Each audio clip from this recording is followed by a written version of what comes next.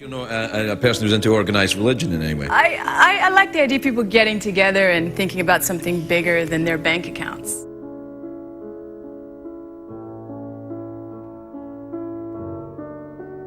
Religion is synonymous with not asking questions.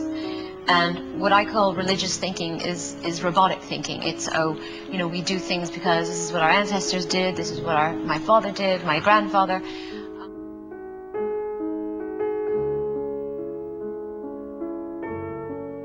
I'd like to think that I'm questioning programs that have been passed down for a long time, where people are questioning that which they were told was gospel.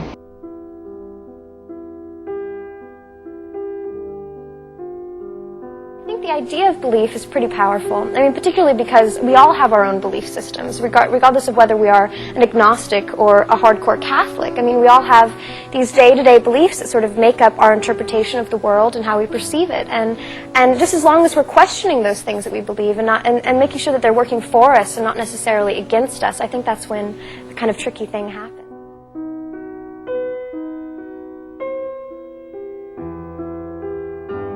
I guess mostly what I've learned is that I'm always learning.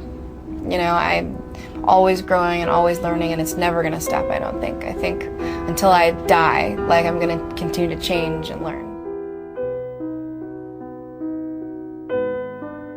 And that's when I wrote the lyrics to Hands, actually. Oh, really? I was shoplifting at the time and not real proud of that, but I didn't have any money, and one day I was shoplifting and there was a dress I wanted. I only shoplifted food when I needed it, and one day I saw a dress and I coveted it, which isn't good, but it was $34, and I was actually thinking about stealing it, and I couldn't it just dawned on me. I'm like, what am I doing? I don't need this dress. Mm-hmm. So I didn't steal. I never stole anything after that, and I wrote this song called Hands, and it says my hands are small, but they're mine.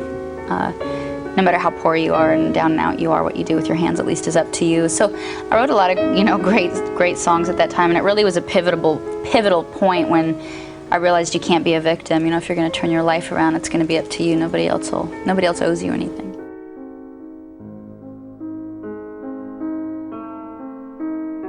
Look, if I want to know something, I go and find out, because I don't talk about things that I don't understand. I'll say, you know what? I'm not so sure about that. I'll go find more information about it, so I can come to an opinion based on the information that I have. You're so passionate about it. And I'm passionate about learning. I'm passionate about life, Matt.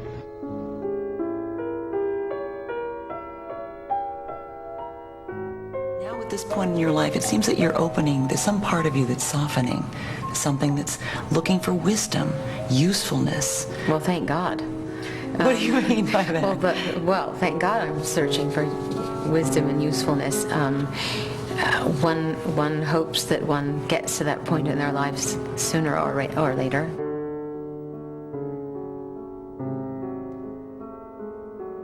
PETA, People for the Ethical Treatment of Animals. PETA, saving the world or a little crazy. I gotta tell ya, it takes being a little crazy to save the world. So there you go.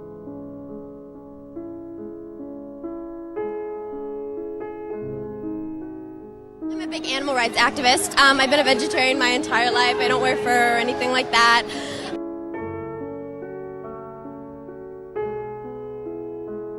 So be good to people, just every single person that you come in contact with. My heroes are great musicians, but more than that, they're great people. So I always aspire to just be really nice to people and be kind. And be kind. That's wonderful. Thank you.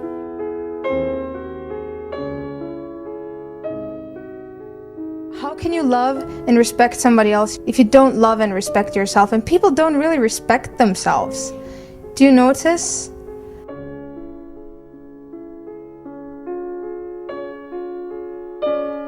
Can't believe I'm saying this out loud to everyone, but I quit smoking.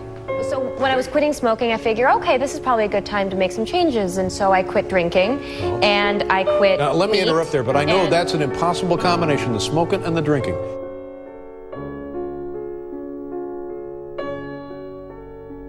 Like, I've always had really strong morals. I'm not about to drink. I'm not about to go party or whatever. But like, I'm not someone who wants to go clubbing. I don't drink and I don't smoke, so that's like a lot of it has to do with that too. So.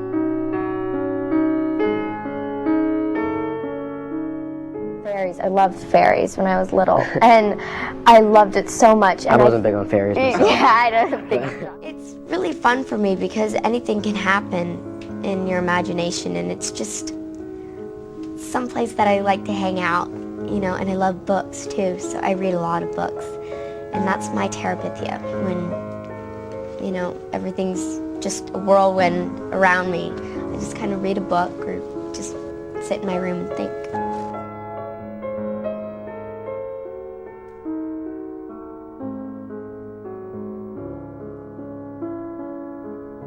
If I continue to act, I really want to try to help people in other countries and also in my own country, try to help people less fortunate than myself and turn bad situations and try to turn them into good.